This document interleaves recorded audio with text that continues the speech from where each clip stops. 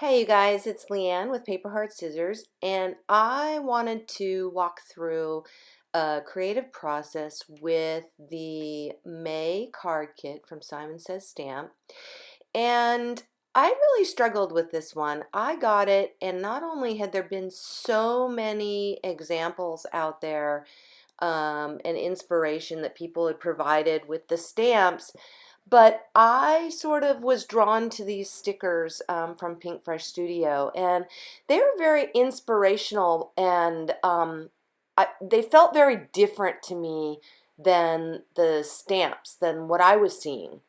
So I started out thinking maybe I'd do some paper piecing and I would do some matching watercolor, which I'm really having fun with right now because I'm taking that online card classes, the Watercolor for Card Makers Intermediate, and I had picked these papers and I was thinking I was going to stamp on them and cut out the pieces and do that, and then I saw those watercolor spatters on the inspirational sayings, and I really decided to go a completely different direction. And so this video is I kept it kind of short, but I wanted to talk about doing some watercoloring. And this is wet on wet. I used only three colors, which are a cobalt teal, a quinacridone magenta, and a quinacridone gold. And I will put those watercolors in the supplies. And I used one brush. So pretty simple supplies outside of, and then I did use also a neat and tangled heart die. And you will see me, because I wanted something that was more inspirational and that kind of matched those stickers, and I just wasn't feeling the stamps. Sorry, Simon. But you know, I buy my kit, I subscribe to it just like you do, and so I don't always love everything that comes in it, or I don't know how to use it, or I've seen every example, and I'm trying to give you guys something a little different and fresh. So I did go ahead and watercolored those panels, and you have to let the base, once you get the base washes down, you want to let them dry before you spatter them, because obviously then you've got a damp paper and you've created a medium for the watercolor to bloom. So let those fully dry and then spatter them. And during that time I cut out some hearts with that neat and tangled heart of gold die. And I decided that I wanted to layer those. I also I traced the die on some vellum, and I cut out 3 vellum hearts. You can see me doing that there. And I also picked out 3 of the sentiments, and while I was spattering the panels, I put the sentiments on a little piece of watercolor paper, and then I spattered them with the cobalt teal as well, to make them, they kind of just had the pink and some green and some gold. And so I added to it and added that color consistency with the teal, and you can really see that in the up close cards. But really simple, making those embellishments unique and a little bit personalized to my project by simply adding some more spatters. So I was loving that look. I really love the inspirational sayings, and I wanted to kind of step away from the cute personified sun and umbrella and do something a little more watercolory, arty, inspirational. So I had thought that I wanted to use the bright colored cardstocks, and you can see me here just mixing up the different combinations. Like I talked about in my last video where I made the framework for, the process that I follow is I make a lot of parts and pieces, and I have a general idea, and then I literally mess around with it. I give myself the freedom to kind of play. I don't think a lot of card makers show that in their videos. I don't know if you guys like me showing you this, so let me know in the comments if you like watching the process.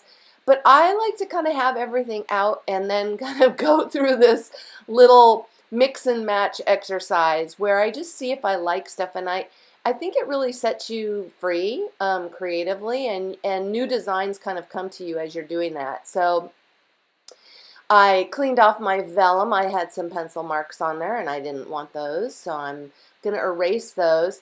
And then I loved the pop of the white card on the back, but I really wanted them to be on the bright colors and have that accent. So you'll see that while I was laying them on the white cards, I actually ended up cutting little white frame panels for the watercolor pieces that I dimensionalized with some foam and put them on top, because I wanted to make number one, I wanted the gold layer to pop off the watercolor, so thus the vellum heart sitting behind it. And then I wanted the watercolor piece to kind of function like a little piece of art with that inspirational saying and sit on the card front.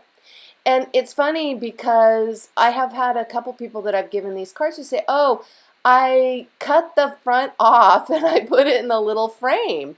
And I love that as an idea, that with inspirational cards, with kind of sayings like this that are a little bit more artsy, they actually could become little mini pieces of art for your friends. You could even include a little note on the inside that said, this fits in a 4x4 frame.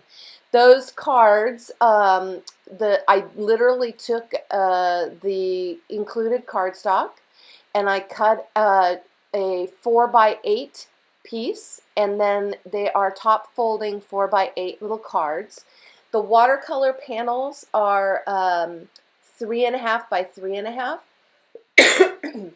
and then the little white frames are 3 3/4 by 3 3/4. So you have a 1/4 inch border around each layer. So there's the watercolor panel that sits on the 1/4 inch, slightly larger white card, and then that slightly larger white card sits on top of the colored stock. And I actually place those on the 4x4s, and then I trim them down because I wanted, it again, that was part of the process of making this happen. So I did dimensionalize I laid the vellum and the die cut gold foil heart flat, and then I dimensionalized the sentiments on foam with foam tape as well. And I dimensionalized that watercolor panel. You could see that there. And I'm just using regular adhesive permanent adhesive to stick the vellum on, because you're not going to be able to see behind all those layers any of the adhesive, so you don't have to worry about that. But you can see that it just kind of adds a little bit of separation between the gold and the watercolor, and an extra little layer. And you can offset them, and you could add more than one if you wanted to. You could certainly add more layers to the cards as well if you were so inclined. I don't know what I'm doing off camera there. That's what I'm putting foam tape on my on my sentiment, and just using that to hold that down. And you can see I really had the intention that I was going to put these on white card bases, and when I got it there, I just did not feel like it was finished enough. I had a couple of other ideas. You could certainly put some watercolor, maybe use a grunge stamp, and you could stamp, or you could make the whole entire card out of watercolor paper, and you could literally watercolor the background of the base card as well as the card base as well, either in a similar or a contrasting color. You could use for these craft. I kind of was thinking about all kinds of things, putting this on a beautiful craft paper or even black.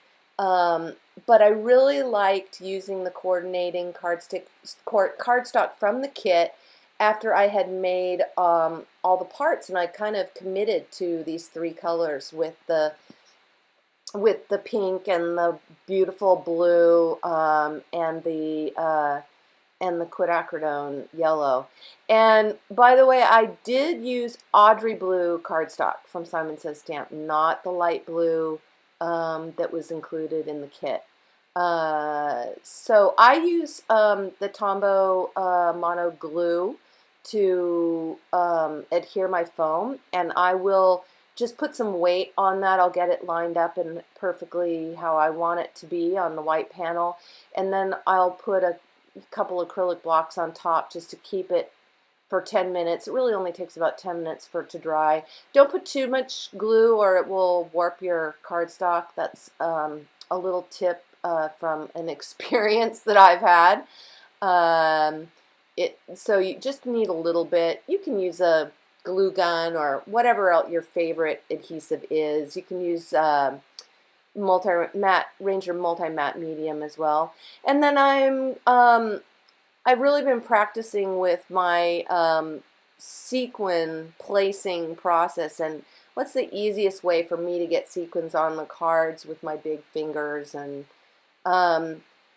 I will tell you that for me, the quick pick, I kind of can put them on with my fingers, and then I'll use a quick pick to